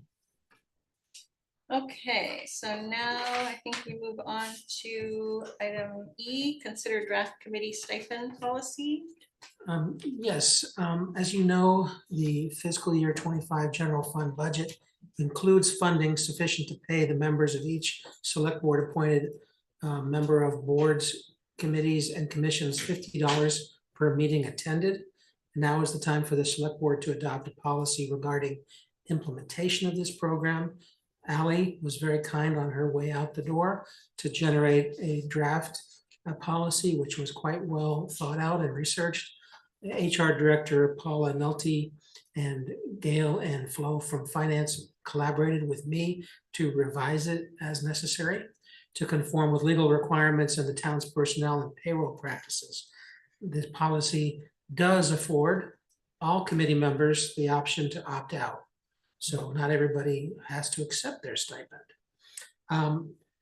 The financial impact is non-existent in the sense that funds are already appropriated specifically for this purpose. And there's a recommended motion and the draft policy. Any questions for the town manager? I had one, and though I'm not finding it right now, because I originally was looking at the draft version when the full one wasn't posted on the agenda, but does it say somewhere, somehow I had that it had submit to the, oh, maybe it's down here in the submission. So on the stipend option form, could that just say, oh, it got changed already. I'm sorry. It had said Paula Nolte, but now it just says Hartford HR Department. So forgive me, I was looking at the draft versions. Sure. Never mind my, I don't think I had any other changes that I would like to suggest to that. Anyone else? Are we still in discussion? Uh-huh. Has it been a motion made? No. Okay, so I will be voting no on this, and I'm going to stipulate the reason why I'm voting no is that I do not believe that you should be paying people to sign up for committee spots in the town of Hartford. If people have enough interest for these committees, they should volunteer their time. I volunteer a tremendous amount of my time outside of the select board for things that I have a interest and a passion for. I think that other people in the town of Hartford, citizens that have a passion and interest in certain things, would be and have in the past demonstrated that they willing to be on committees for this. And I think that, again, my personal belief is that to use town funds to pay people is a very poor use of town funds. Thank you. Noted. Anyone else? Mary?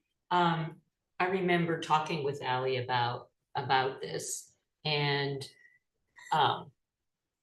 it more recently came to mind how valuable this is, since on the Conservation Commission, Katie Mann is now the chair of the department, and she has 2 little kids, and she always has to make sure that there's somebody there to take care of her, and I take care of them. And I mean, these are elementary school children, and I just think it's such a great help for people who are young and need, or older and have, as we've talked about before, elder care, so that people can actually do this. And to me, the fact that people can opt out satisfies, the fact that they're giving back to their community. But I think it's wonderful. And I remember sitting down and figuring out financially when we talked about this stipend, if everybody on the commissions used it every single time, which I know they wouldn't, it is less than 0.3% of the total budget. So, you know, it's not a huge amount, and I think it'll be really nice for the people who can actually maybe breathe a sigh of relief so that they have a little bit of headwinds to help them to volunteer and feel valued. Because I think sometimes there is a value to a monetary reward, if you want to call it that. But anyway, that's my 2 cents. Right, Sue? So I think it goes beyond, way beyond offering something to those people who might otherwise not be able to be here. Because we often don't get a broad breadth of different opinions if we only have people here who can afford to do good works. So I do support it for that reason. I'm glad if people feel valued, but we need their perspective on the boards. People who are struggling financially or just personally. So I am going to support this. Okay, any further discussion? I'll take them. Oh, go ahead. Well, I just very quickly like to mention that this is probably one of those things that I never would have thought at first glance that this is a gendered kind of thing. Like, that is to say, caregiving responsibilities more than typically fall to women, and I'm thankful that we have this in place, because I wouldn't have noticed that at first blush, but this will help more women participate. Thank you. Any other? Lynn? Last time I looked in the mirror, I'm a male, identify as a male. I took care of my father for 1.5 years.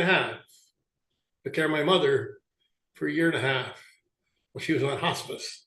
I took care of my father for 1.5 years while he was home, elderly at home, and I still participated in select board meetings. I didn't use my money that I make from select board meetings to care for them. It's a commitment, and John can tell you that I'm very laissez-faire about getting my payment vouchers in to get paid for select board meetings.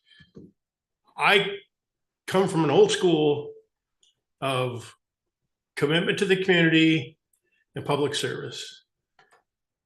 That's not to say that I understand there's people out there that want to do this that cannot for different financial reasons. But I still, and I appreciate the fact that they want to participate in the town because of financial reasons. There is a time in life for everyone to do things, and there will be a time that they can participate in town activities that they wouldn't have to be paid for. I just think it's a poor way to fill positions, and I'm gonna just vote no. That's all I'm gonna say. That's fine. I mean, Yeah. we've all shared some, like, we all have our personal experience, we all have anecdotes, and we've shared our observations. And if there's something else, I would take a Well, motion. just to say that generally speaking, that it's women that take care of caregiving role, I think is. That's a valid observation. So let's, I'll accept a motion. Anyone care to make one? Stereotyping. Are you waiting for a second? For a motion, I'm waiting for a motion. Oh. There's one in the memo. I'm happy to do another one, but. Madam Vice Chair, Thank you. I move that the select board approve and adopt the proposed Hartford Committee, Commission, and Board Stipend Program Policy as presented. I'll second the motion. Motion by Brandon, second by Mary. I will call the roll. Any other discussion? Lanny? No. Sue? Yes. Ida? Yes. Mary? Yes. Brandon? Yes. And I am saying yes. So it's 1 opposed, 5 in favor. Okay, And then oh, wait, and we have a hand up from a member of the public. Go ahead, Ally. Hello, can you all hear me? Ally Tiffengen, White River Junction. Yes, we can. Okay, great. The vote, this is just kind of, you know how my brain works. I'm thinking about maybe what's next, and I just want to first say thank you to the board for approving the policy.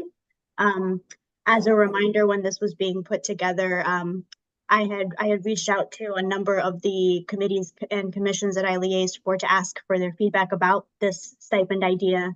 And many of them said that's a great idea. Whether or not they personally would take advantage of it, they thought it was a fantastic gesture to be able to support folks who may not otherwise be able to participate or for whom volunteering might be a hardship for. So did just want to remind folks that this was something that our current committee, commission, and board members, some of them have been in support of and very much informed this policy. So I'm sure that some will take advantage of it. And the other thing I just maybe wanted to offer as someone who does a lot of work with folks who might be low income and otherwise marginalized, to support them to take advantage of things like reimbursements and stipends. If it's possible for board members to consider what the rollout would be beyond just an email, you know, saying more information about the policy. What I found is that people, especially when there is this sort of culture and idea around volunteerism and ideas around asking for help and asking for financial support being taboo, I would just encourage board members to consider how they're offering consistent reminders to their committee, commissions, and boards that this is available, making the policy very easy to, you know, to follow and to navigate and to, you know, to answer questions and to be willing to just offer that encouragement to folks that this is available, because folks can sometimes not want to ask for help, and this is there for them so that we can have really equitable participation in our in civic engagement. So thank you again to the board for voting in favor and for letting me state my piece. It's good to see you all. Thanks, Ellie. I would like to add one more thing too, just to follow up on what Ellie said, is that maybe it would be possible when the vacancies get posted, if it could just add a little asterisk that says stipend may be available or something like that, because obviously very good point. I think that would be. And let me preemptively thank HR and finance, who will have quite a load to upload all this information from new people onto payroll. It's going to take some work for sure. I would, yeah, yeah, I think just the more specific, the better in terms of including it in the vacancy to say exactly the amount of the stipend. Well, but it, like if it's planning commission, they get different, they get paid, I think it might be $50 a meeting, but I think, I don't know that it would necessarily, like, aren't there, planning commission gets paid a stipend already? I believe planning commission gets $25 per meeting, and so they would be eligible for 50 under this policy. And no more than 2 a month. Yeah. I guess just whatever it is for that specific position to say the specific amount, you know? Okay, yeah. As a recruitment tool. Yeah, transparency, yeah. Sue? So if this is an innovative policy, why would we not do a press release and put it out there that that's what we've done? I know Lanny won't like it, but I think it is something, I do think it's important, and it's a step forward for us to be doing this so that it would at least be generally announced. Because if only the people who are already coming in and asking to be part of it, are we going to get any of the people we're trying to entice onto our committees, etc. For sure. I feel like I haven't been asking for many press releases until we get our communications person, but if No, John's it's willing, very then good and I timely, fully yes. support that too. Great idea. Okay, and Ally, if you're done speaking, put your hand down unless you want to talk again. Okay, thank you. Okay, that brings us to the amendments that need to allow for the stipend policy to be implemented. Yes, as Ally had pointed out, again, in her departure memo, there are several committees that have bylaws specifically prohibiting compensation in the way of stipends. And those have all been attached to the memo for you. They consist of the Energy Commission, the Conservation Commission, and Resilient Hartford. If we learn of others, we'll certainly be back to you, but those are the three that have been identified so far. And the idea of this proposal is to have the select board, which does have the authority to modify the bylaws or charges of select board created boards, commissions, and committees, to simply delete the one sentence in each of their bylaws that prohibits stipends or compensation. And that would then make them eligible under the policy you've just approved. The again, fiscal year 25 budget already contains funding to pay stipends to members of all select board appointed boards, commissions, and committees. And so there'd be no impact there. Do you have a question? I was gonna make a motion if we're ready. I just want to, go ahead, Lane. Yeah, I'm gonna roll back a little bit here. I know my vote has already been no, but I'm rethinking that now. And understanding that, and I lost sight of this, my apologies to whoever may be watching on Zoom. I lost sight of the bigger picture here, that the Hartford Select Board approves everyone for boards and commissions. So it's not like we're gonna have people coming out of the woodwork that don't have the abilities to be on these boards and commission and are gonna get on there for the $50. So in retrospect, even though it's too late for me to change my vote, I'm coming around to the idea of perhaps reimbursing people for their service. That's fair.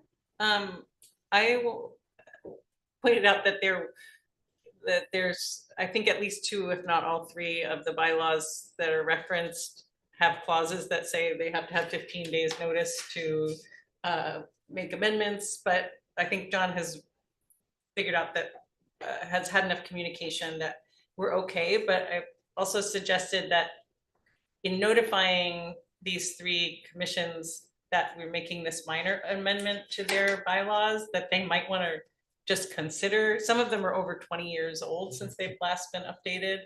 And I don't think there needs to be any major overhauls, but it might be a good opportunity to just say, hey, would your commission like to consider reviewing your bylaws and are there any updates you'd like to make? And because there were some little things that I pulled out that I don't think it's for us to address tonight, but in fact, I was going to reach out after tonight to let all the chairs know of the stipend policy being adopted, and that'd be a wonderful separate sentence or two to point out to them. Yeah, to anyone. I think the most recent one was 5 years old from here, so just thought I would share that observation. And any discussion? Yes, Sue? I haven't thought about this, but I'm wondering, is there any benefit to putting a more positive statement into the bylaws that say that it's available? Instead of just saying no one will be paid? That just struck me as the cleanest, easiest, less dicey, less inviting of further discussion kind of way to deal with it. The policy itself, which is going to then apply to everybody, does say some of those beneficial things. I think because we're not changing every committee, like we're not going into the whatever the Resilient Hartford and changing their charge. These are just the ones that preclude that prohibit. So that would require us to do that. So yeah, forget I said it. I think that, like I said, I hadn't thought The town about it. recognizes these volunteers offer valuable time and expertise, et cetera, et cetera. So I think that's going to be applying to all these guys. Great. I mean, you could even go as far, when you reach out to the boards and commissions to let them know of this change, you could even refer them to the policy and say, if you so in reviewing your bylaws, you could incorporate some of this language if you wanted to into your, so kind of put it back to the committees to incorporate it as they see fit. Brandon? Just a friendly correction potentially. You mentioned Resilient Hartford, it seems as though Resilient Hartford is one of the ones that we are changing. the Oh, funds. sorry. Yes, yeah. My bad. Yeah. I was blanking. Thank you. I'll accept a motion if anyone I is. think Ida was. Oh, yeah, I have it. Okay, yes, I can make a motion. Go right ahead. So I move that the select board amend the bylaws of the Energy Commission, Conservation Commission, and Resilient Hartford by deleting the sentence prohibiting compensation for their membership and keeping with the select board's committee stipend policy. We have a I'll motion. second the motion. Second from Mary. And should I do a roll call? Lanny? Aye. Sue? I, Aye. Mary? Aye. Brandon? Aye. I will say aye. 6 in favor, 0 opposed. Okay. Takes us to select board training. Happy to just kind of give an overview and see where we're at on this. So as I mentioned in the memo, board delegated me to coordinate, to be the training coordinator. I've done some research, and I definitely want to acknowledge that this is a work in progress, and that this is not like I have no expertise in the field of like evaluating facilitators or consultants. But one of the reasons that I have been proposing these two groups of sessions is that we've had some robust dynamic as a board in the last year, and these two facilitators or consulting companies are familiar. Like I think they've each had a little bit of experience with the town of Hartford and have a sense, I think, of like ways that they can help us. I feel like it took us 3 sessions to get something that we wanted to do in 1 session last year for one of the just establishing group norms and shared values and that kind of thing. And I think that they have a sense of ways that we can work together. And the first series of 2 workshops that I've proposed, John and I and Connie Kelly actually experienced a little bit of this in the Welcoming and Engaging Communities cohort with Abundant Sun, when we were, one of the sessions that we did in Montpelier had a whole module on these all kinds of different logical fallacies and critical thinking and 9 ways that bias plays out. And we really, when we were in the session, so many of us, the other municipal leaders as well, were saying like, oh my gosh, we want everyone to understand this. Members of the board, members of the public, whatever. So I thought it was an interesting way to kind of continue that work. Like when Ida asked about what comes next after the Belonging and Inclusion Index survey and those kind of things. Like I think this is a way to sort of continue that work and sort of share what was some of the cohort work with the board at large. And I think it would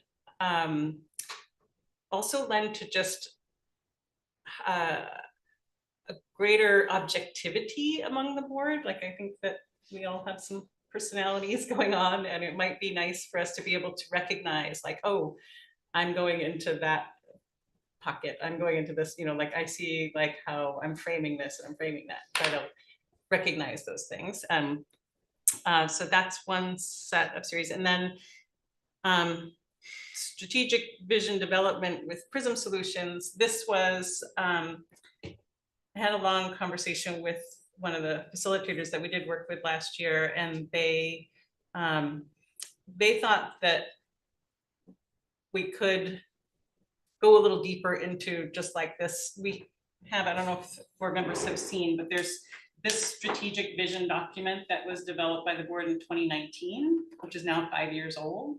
And so we thought there might be an opportunity to really hone in on what are the board's shared vision and goals for the town, and to sort of articulate that through an actual document like this, sort of update the strategic vision for the town.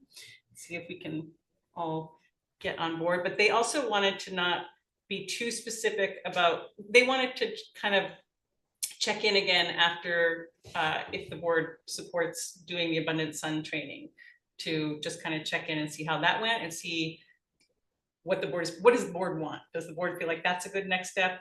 Does the board feel like there's another best step? So if I'm being too ambiguous, let me know. And I just want to add one more thing in the part of the like presentation part is that last year we were granted $10,000 through the Vermont Community Foundation, which covered the cost of trainings. I reached out to them again, just as sort of a, I can't not ask. I'm like, I know we've already been granted funds, but is there any opportunity to do it again? And they said they totally invited us to apply, and that it was quite possible. So there may be, I just heard back from them this afternoon too. So there may or may not be grant funds available for this work. So you had your hand up. Yeah, I have real concerns about committing more time here that I don't have. I didn't know this was part of what I was signing on for. I am still in a full-time and a half law practice. I don't have any more time. I really don't. So when you were asking for dates, you know, I've got a 2-week vacation that I'm taking, and none of you are going to hear from me in August. And those are several of the dates that you had. I don't know how to do this, to fit this in. And I'm sure there are people sitting around the table saying, she needs it more than anybody. Sorry, I can't. Unless you want to do it like midnight to 3 a.m. It's about what I got. We can pitch that to the board. Lanny? One of the difficulties I always have with training comes before the select board, asking the voters to pay for training, or either voters paying for training or using grant money to pay for training, is that the effectiveness of the training, whether it's meeting the goals of the select board in terms of our service to the town or not. And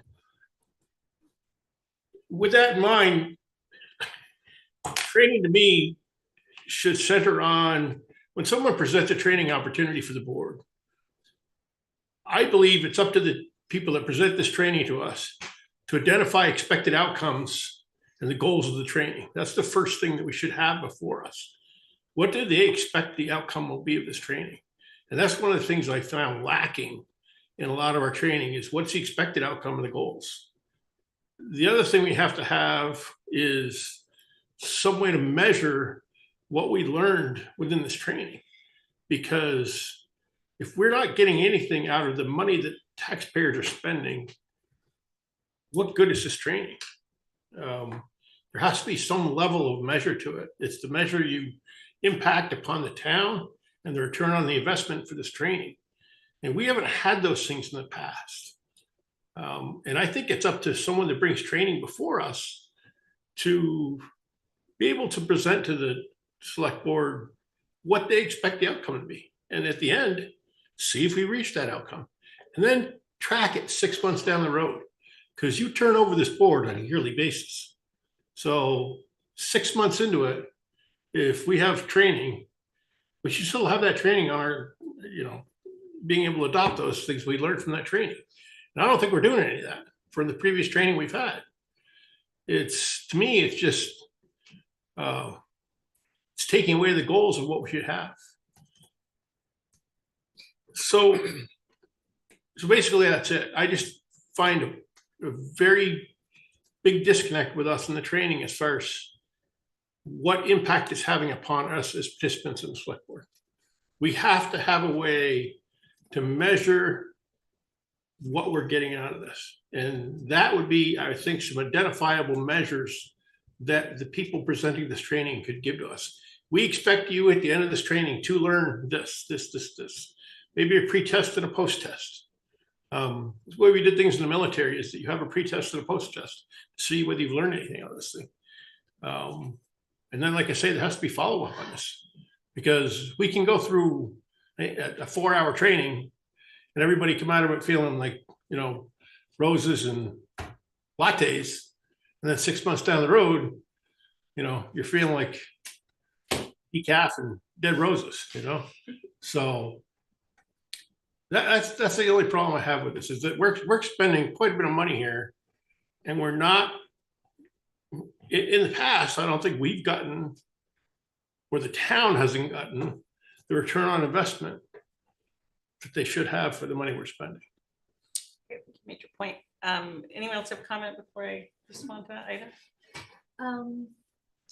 Yeah, I mean, I agree that that having clear objectives of a training would be really important if we were to go forward with this. And yeah, I'm partly related to that. I like the suggestion that you had around a specific document, like the strategic vision. I think, I do feel like that having something to anchor it, like we're working on a one-page document that we're trying to kind of build some consensus around together and learn from each other and more about each other. Like, how do we come to some alignment around our bigger vision for the town? And I don't think we always get to talk about that, or we rarely do in these meetings. And sometimes we get really in the weeds of the day-to-day things that need to be discussed. But, to be able to zoom out and have like a 10,000 foot perspective and understand each other's bigger picture and, what we see in the town, and then try to come to alignment or consensus as much as possible around that. I see value in that. So I just would say I'm supportive of specifically the part of anchoring it to a goal and a deliverable, or a specific outcome. Yeah, I agree. We have to consensus. See if other board members want to comment. Hearing anything? Brandon, go ahead. Well, I too am concerned about the value for money. That said, I imagine that Kim is as well. It's rare that, or never have I seen you not be. But my thought mainly is that we direct a very large amount of money of this town, money that is not ours really, but we're directing it here. And so let's say there's a 20% chance that we are 5% more effective at distributing that money. That over against the budget is like $220,000. So I think $10,000 is worth it. Or if there's a 50% chance that it's grant funded, whatever that would be, $5,500. That's what's on the line for this $220,000 very rough guess as to how much we could save the town. Did you get the email I replied to you this afternoon? I did not. Basically, I thought your idea for evaluation was an excellent idea. And that I think personally, I think too much time may have lapsed between our last trainings to do that now at this point, but that I'd be happy to work with you to do that for future trainings if you're interested.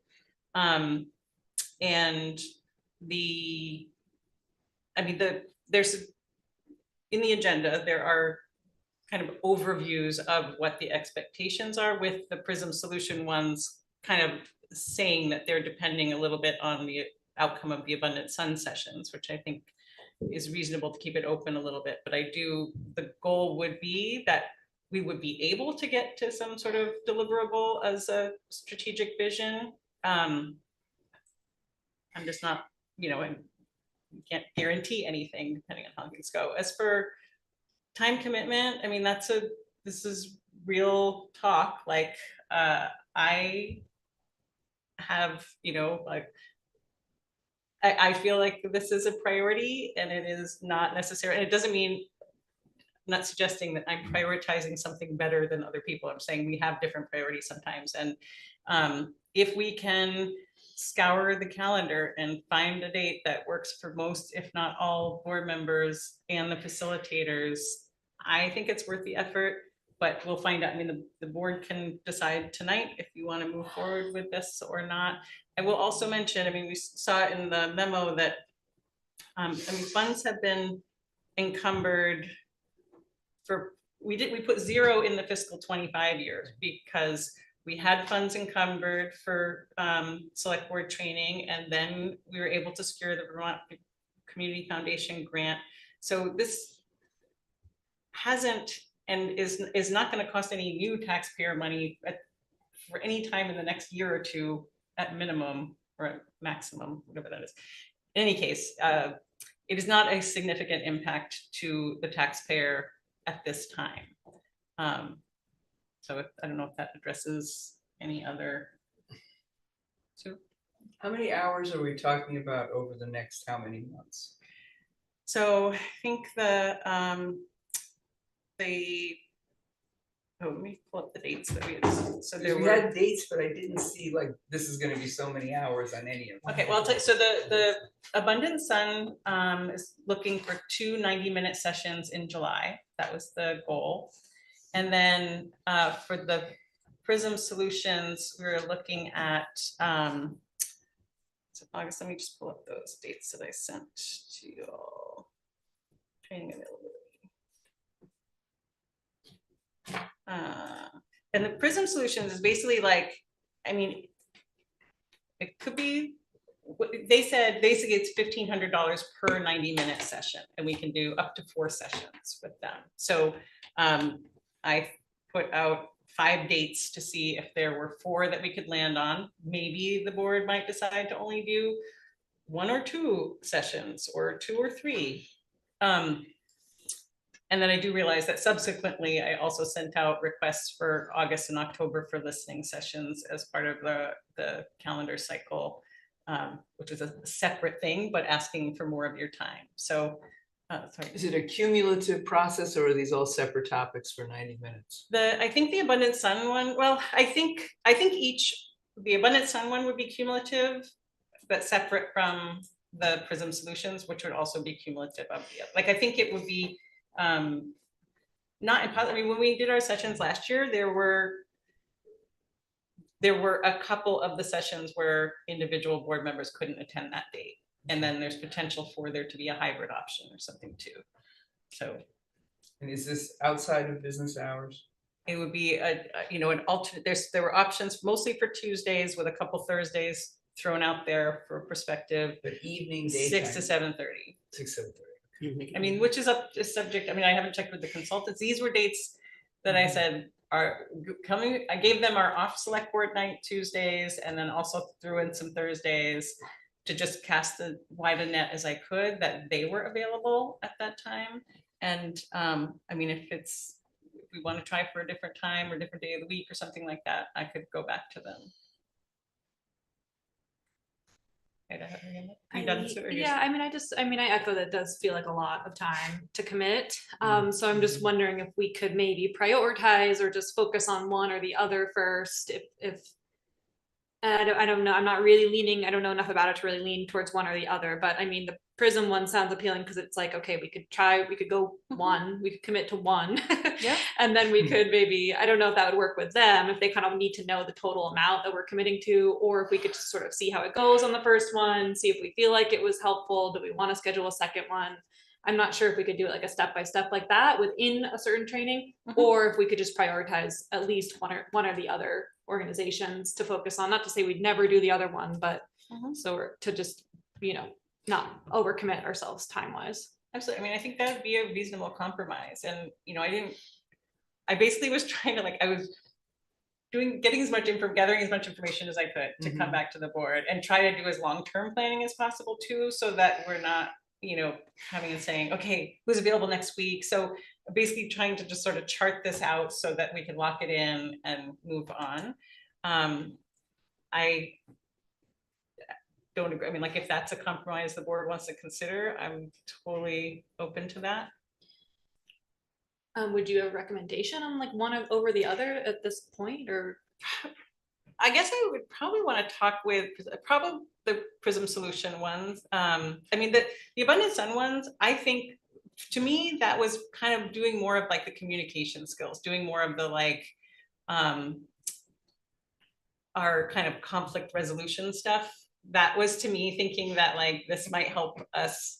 But I mean, we've been okay. I mean, we've had some really challenging topics before us in the last, especially for new members that right from the start. So I think we're doing the best we can. So for me, that was sort of like, okay, here's a warm up.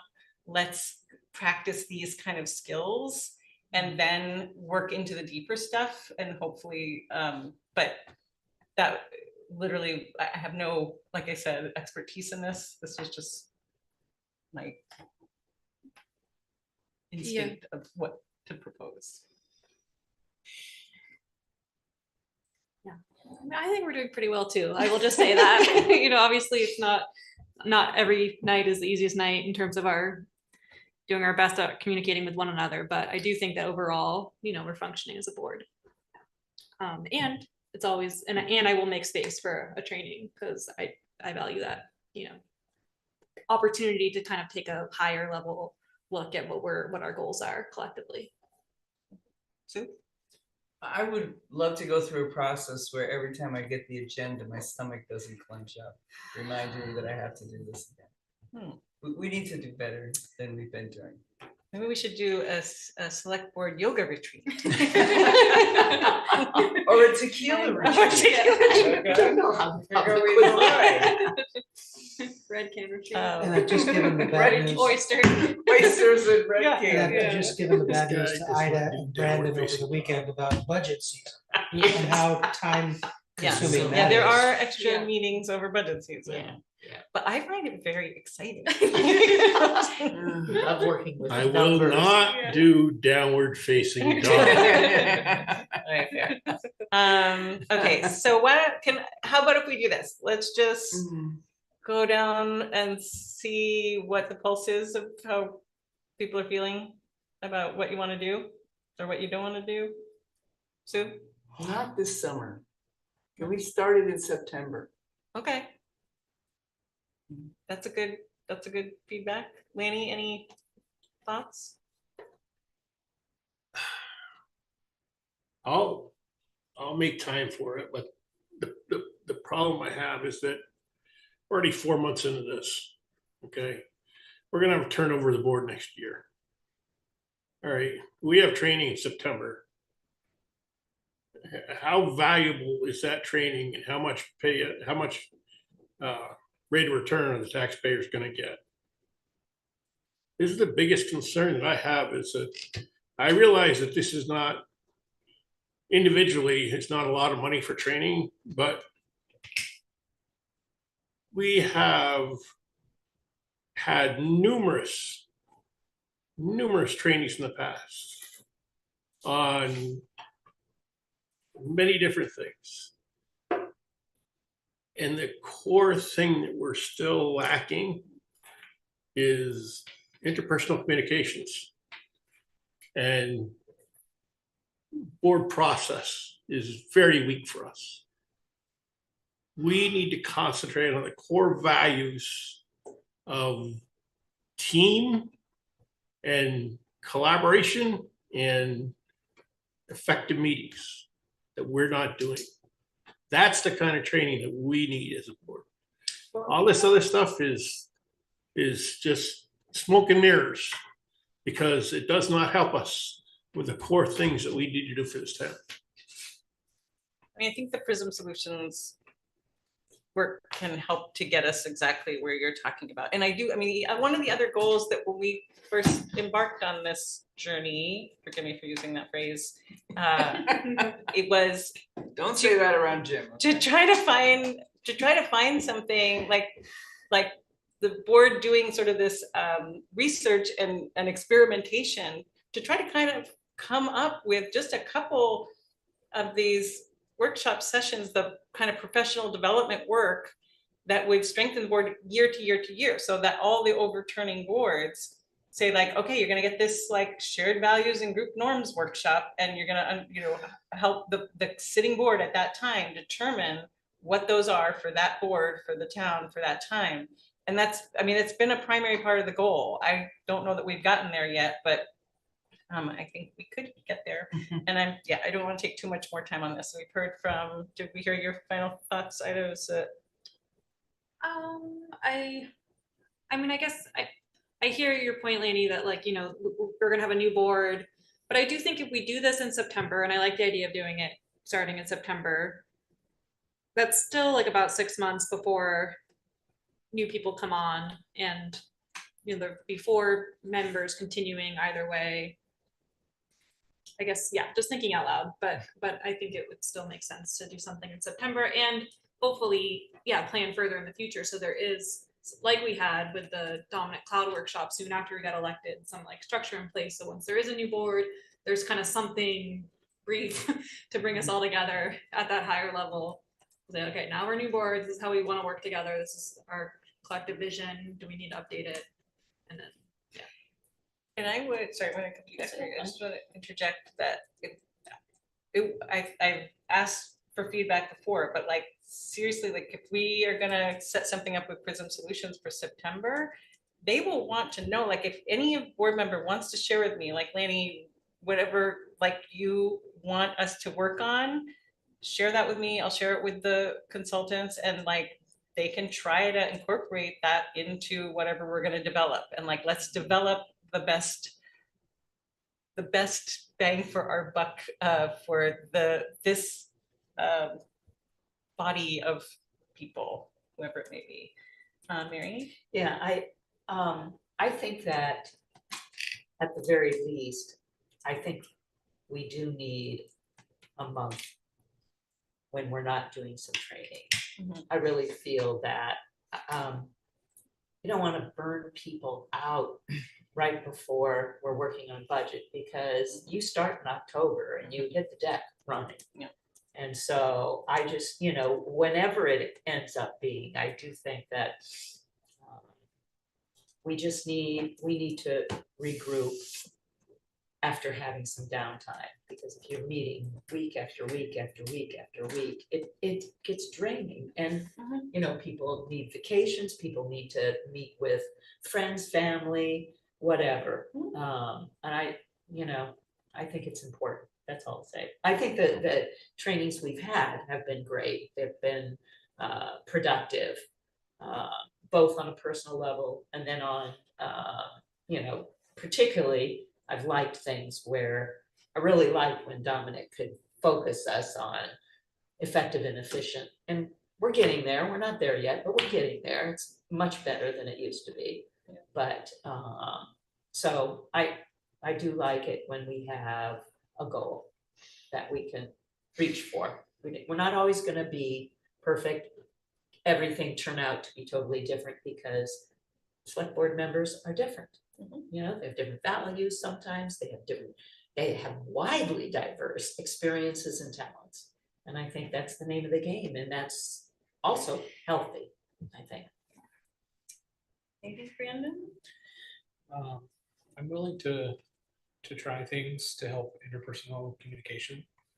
It seems valuable, and with the caveat that if anyone has to miss for any reason, I won't frown on that. Like I think we should all have breaks like the French and the Italians. Just go off and do your thing. It's 5 weeks. Okay, why don't I take this feedback and let's not make a formal motion tonight, if you're okay with that, and I will talk with the consultants and accept any feedback anyone wants to share with me, and come back with another proposal.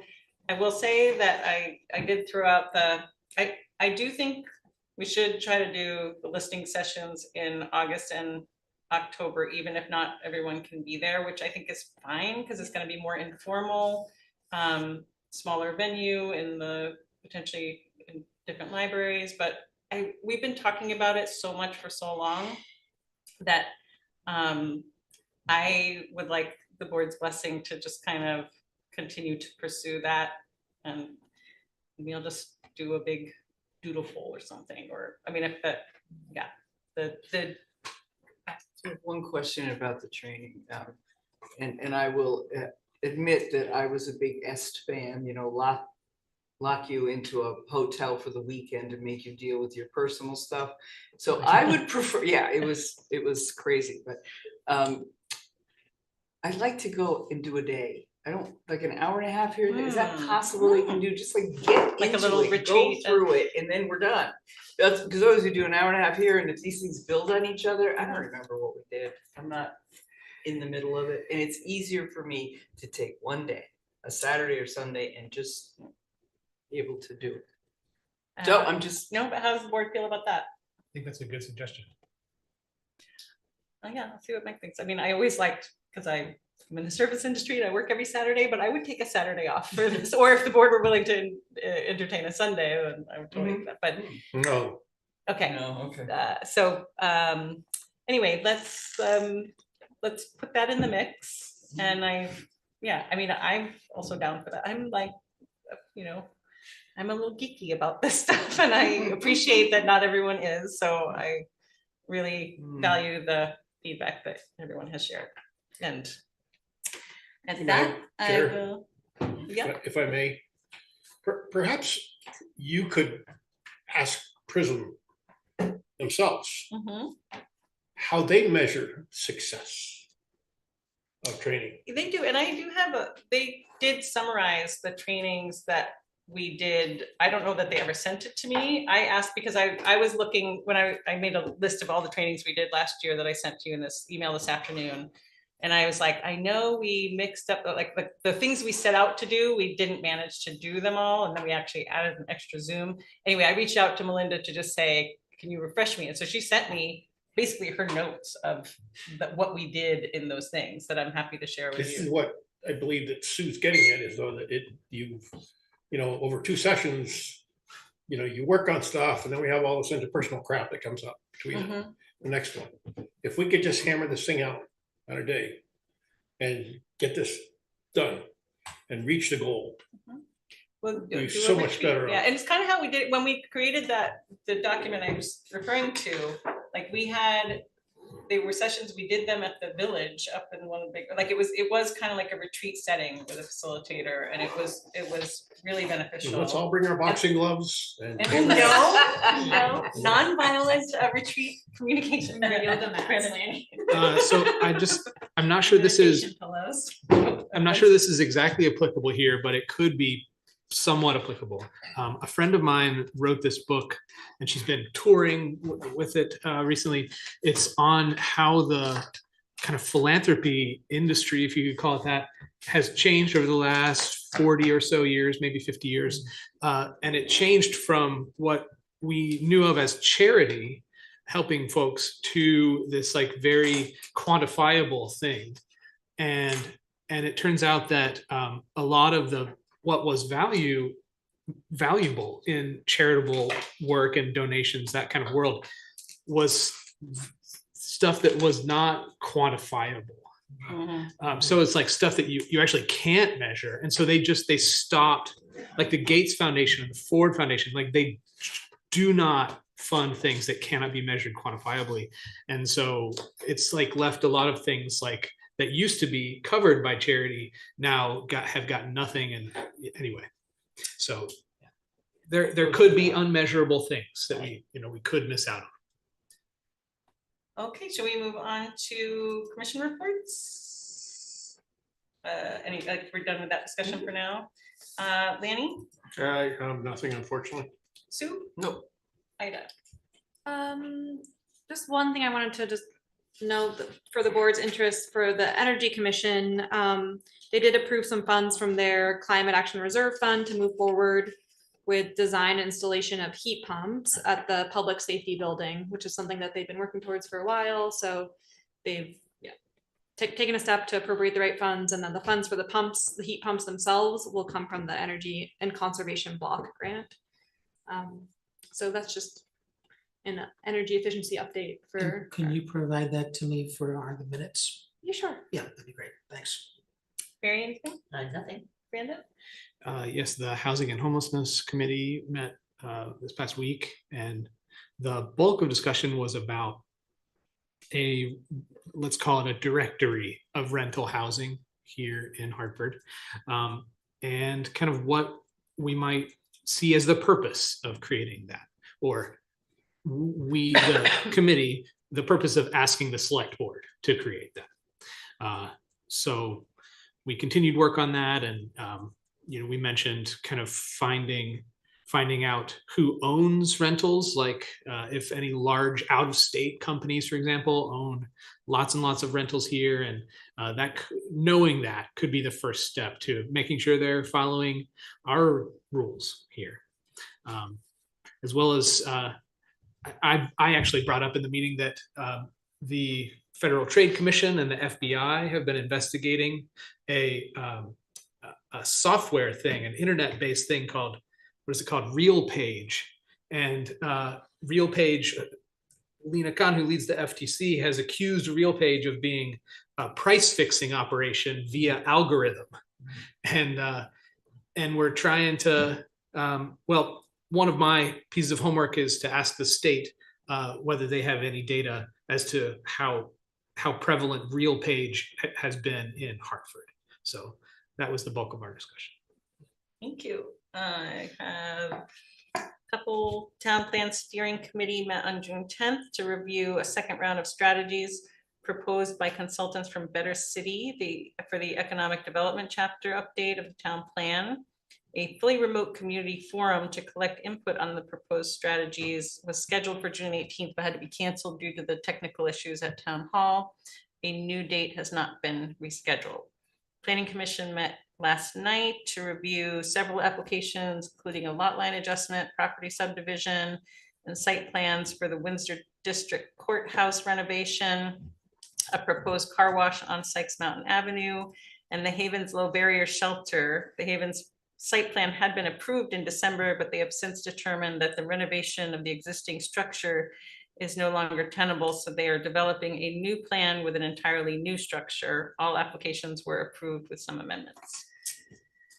Can I ask a question, Kim? Yeah. A new structure on that same location? Yep. So tearing it down and building something new? Yep. They had to, basically they discovered issues with the retaining wall, and so ultimately they're going to take down the old building and just not fill in the basement and go from a slab up and be multi-stories with an elevator. So they had the whole landscape site plan. There'll be several other steps they have to go through still. 25,000 gets building. Yeah. Yeah. It still currently technically belongs to Craft Studies, but it's I think once the process is approved, then the Haven would, well, Sue could probably speak to this as much as anyway. Yeah, so anyway, it was a very interesting meeting. I think we are ready for consent agenda. Anyone want to, do we have any, I said minor amendments to the minutes. Yes, and the idea would be that the minutes that are published would reflect the changes that we need to make to correct mistakes. What would be the date for those?